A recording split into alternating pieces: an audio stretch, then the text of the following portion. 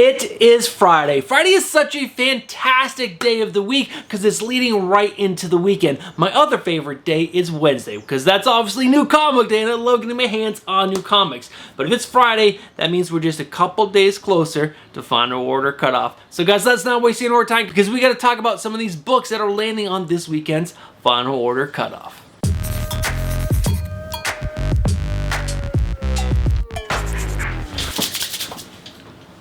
What is going on, comic book fans? Welcome back to the channel, and yes, you got that right. It's time for another final order cutoff speculation and recommendations video. That's right, guys, it's Friday. I'm actually recording this video on Friday, which I almost never do. I always have to do it on Thursday, but the week got started a little late with the kids being off on Monday and Tuesday, so I'm doing it on Friday for once. But guys, you know what this video is all about. It's about final order cutoff speculation and recommendations. So let's not waste any more time. Let's go ahead and cover my 3 weekly speculation reminders.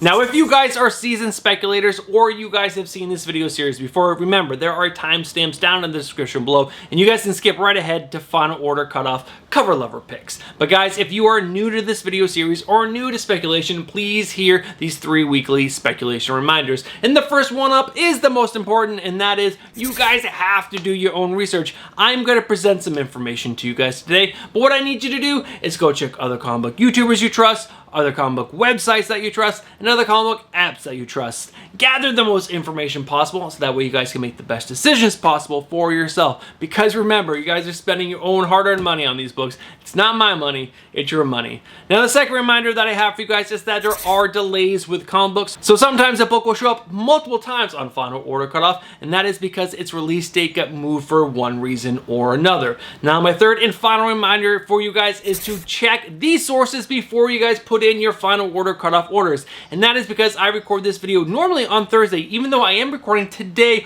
on Friday, which is Friday, May 31st of 2024. But guys, it is 8:48 a.m. and DC Comics, Marvel Comics, and all the independent publishers have until 5 p.m. today to lock in with the official books that are going to be on this weekend's final order cutoff. So that means they can add or remove books. So to make sure you guys have the most up-to-date information, I suggest you check these 2 places before finalizing any orders that you're going to do. The first place is the Comic Book Frontier. It is a fantastic Facebook group run by my good friend Al that's all about final order cutoff speculation, and he keeps an eye on final order cutoff all weekend long to make sure you guys have the most up-to-date information. Now, the second place is coverprice.com. It has so much data on there for secondary market books, and they put out a final order cutoff list every single weekend, so make sure you're checking those 2 lists before you finalize any orders. All right, guys, those are my 3 speculation reminders, but let's go ahead and cover this weekend's final order cutoff order deadline dates.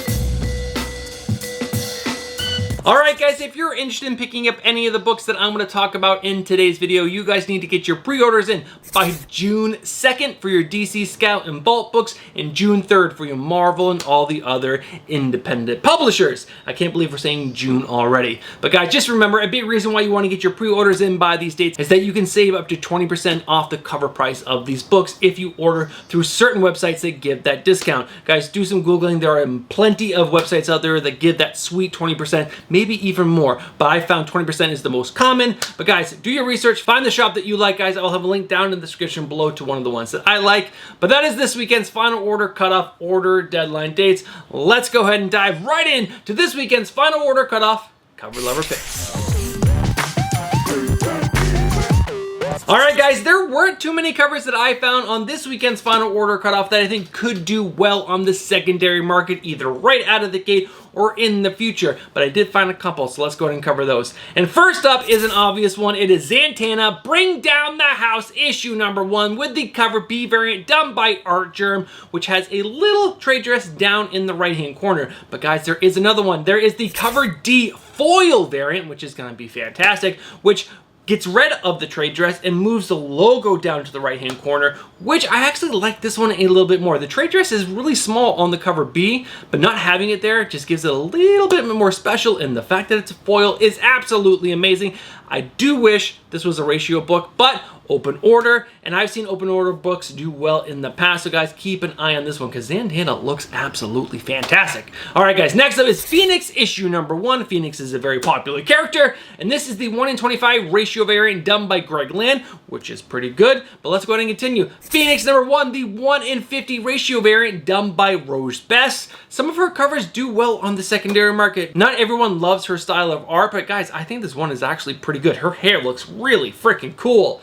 All right, guys, and the final one for Phoenix issue number 1 is the 1 in 100 ratio variant done by Aka. I'm going to say that's how it's pronounced, and it's okay. I don't love it, but some of these high ratio books tend to do well on the secondary market, so keep an eye on that and do your own research. Next up is Spider-Man Reign 2 issue number 1 with the variant cover done by Scotty Young. It's a really cool Scotty Young cover. I had to share it with you guys. You guys do your own research, and that was the final cover that I think could possibly do well on the secondary market. Now, I'm sure I missed a cover or two. If I did and you guys absolutely love it and think it will do well on the secondary market, let me know down in the comments below. All right, guys, let's go ahead and move over to the next section, which are my second prints, facsimiles, and beyond.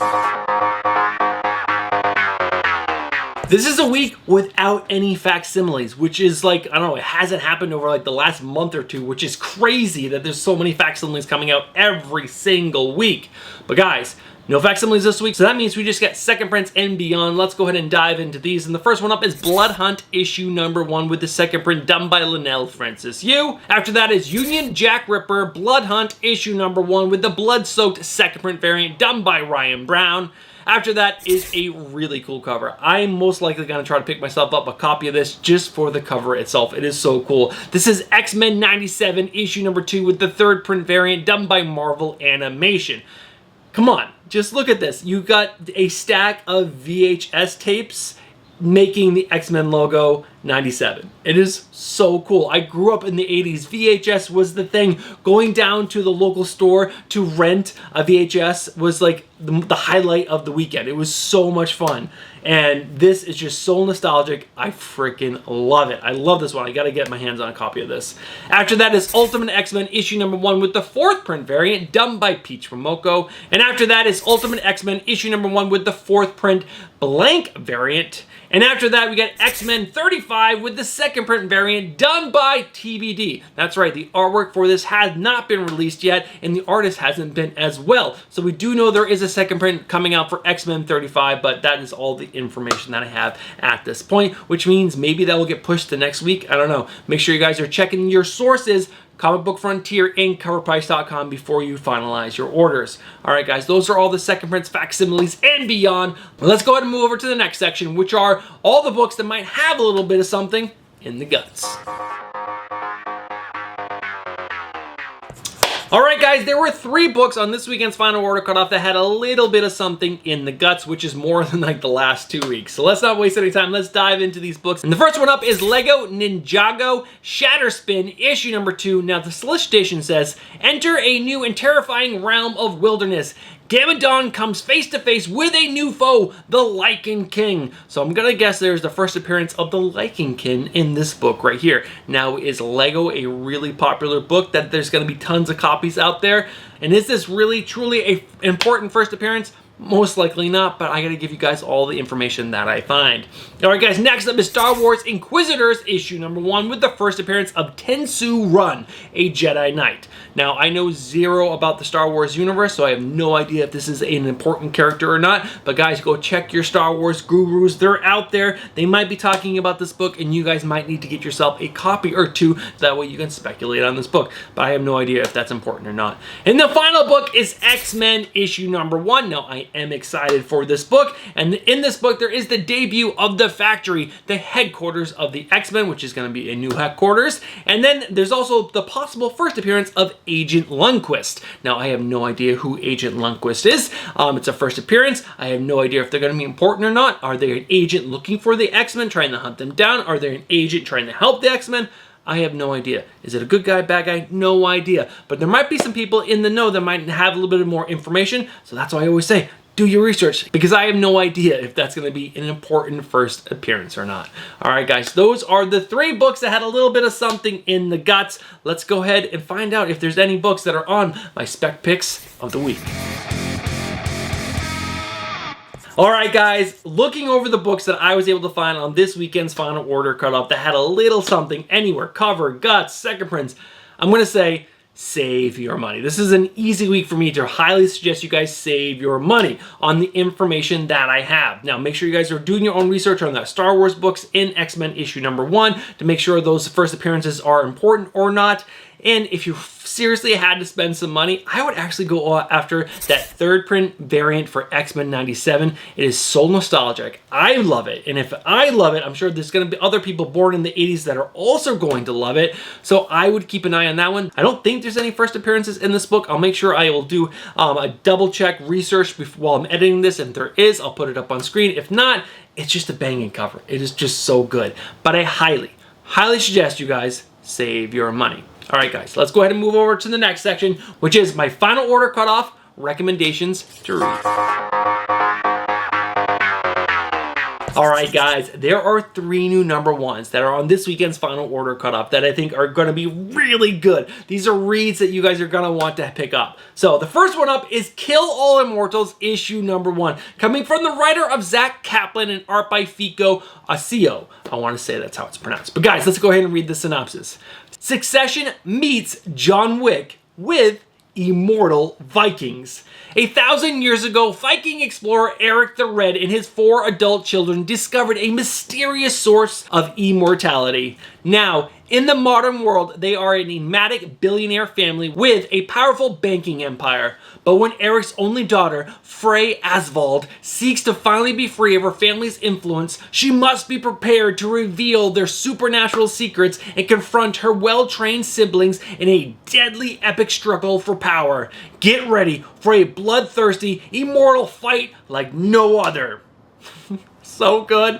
That synopsis is bananas. And guys, just check out this cover A, which is absolutely gorgeous. Go down. The cover B is fine, but that cover C, which is a 1 in 10 by Raphael Albuquerque, is so good. So good. So Vikings fighting each other that are immortal sounds so good. But guys, we gotta move on. Next up is The Hunger in the Dusk, book 2, issue #1, coming from the writer of G. Willow Wilson and art by Christian Wildgoose.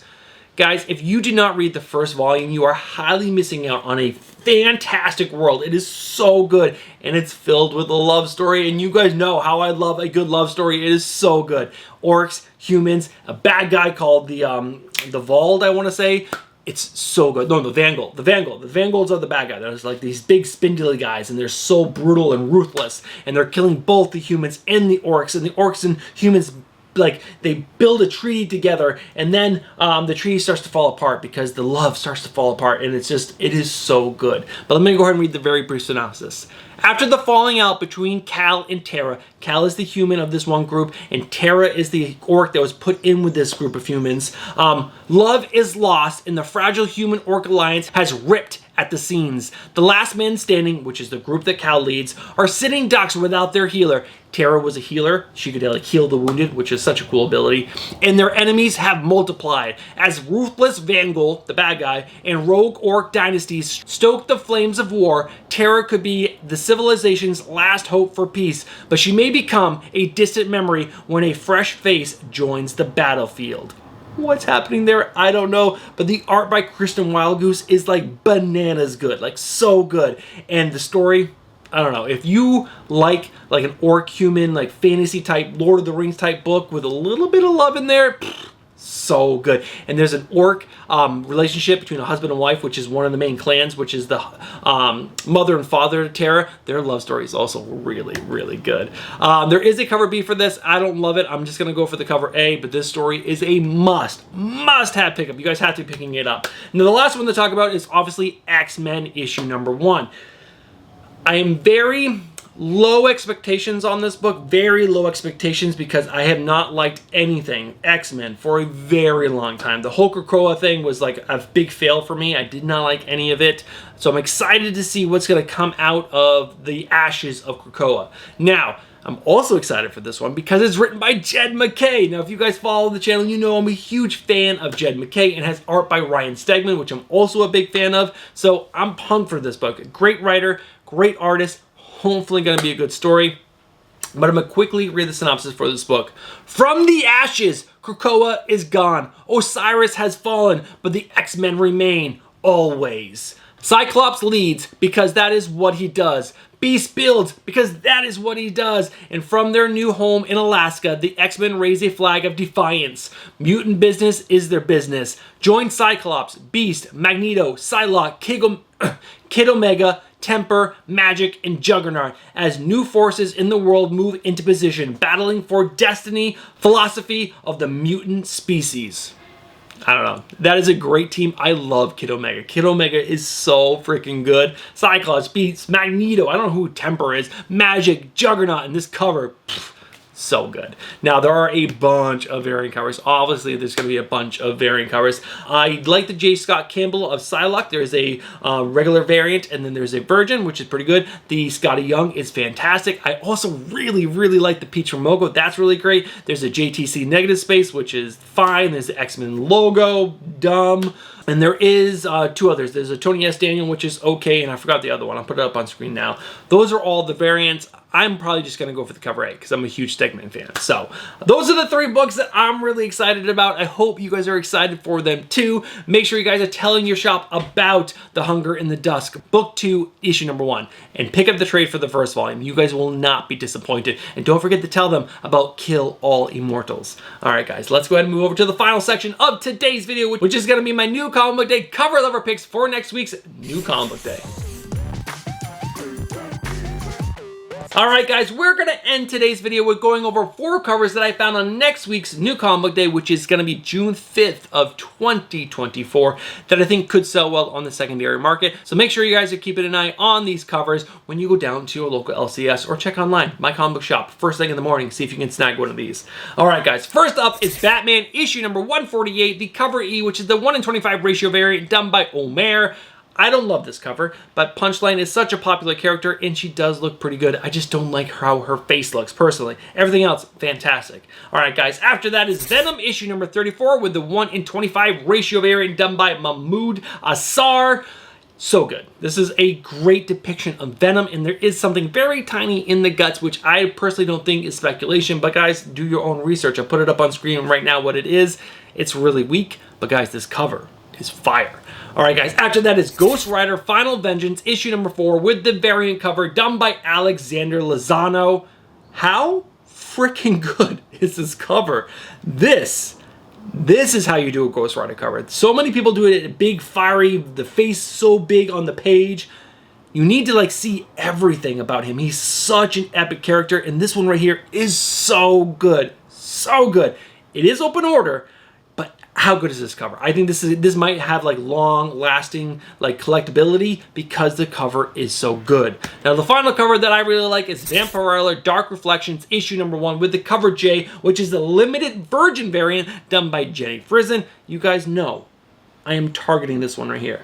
Targeting. I'll be on my comic book shop at 6:30 in the morning while I'm at the gym trying to score this book, because hopefully my comic shop will put their cover J's up pretty early in the morning, and since I'm up at 4:45 in the morning, I'm hopefully going to be one of the first people on the website and try to snag this, because this is so good, and this is so good that I think it's going to sell well on the secondary market as well. Alright guys, those are the 4 books that I found on next week's new comic book day that I think could do well on the secondary market, either right out of the gate or in the future. And that's it for today's video. So let's go ahead and wrap this video up. We are at the end of today's video, and this has been a week, guys. What a week. My kids were home on Monday, and Tuesday totally pushed back my video schedule, which is totally fine. I love my family. I love my kids. I love being around them. Just threw me off a little bit. And then I had a funky day yesterday. I didn't feel like myself, and it was weird. I'm like, do I even want to make a video today? But now I'm like, I'm feeling energized again. I'm feeling good. Maybe it's because I'm so close to the weekend, but also maybe because today's my cheat day, and I get to get a delicious dessert. I've been dieting for like the last 3 weeks. No, this is almost the end of the 4th week, and I've lost over 10 pounds, which is absolutely incredible. 4 weeks, 10 pounds. Go Bruce! Let's go! Yeah, hard work, man. Hard work pays off. But that's the end of today's video. I hope you guys enjoyed today's video. If you guys have watched from the beginning to the end, you guys know what you are. You guys are legends. Last thing before we sign off, guys, if you watch this video and you enjoy comic book content, but you're not subscribed, what are you doing? Get your yourself subscribed, hit that bell for notifications, and smash that like button. All right, guys, have yourself a great weekend, a great final order cutoff, and I'll see you guys on either Monday or Tuesday with the Wednesday pull list. All right, guys, I'll catch you in the next one. Peace.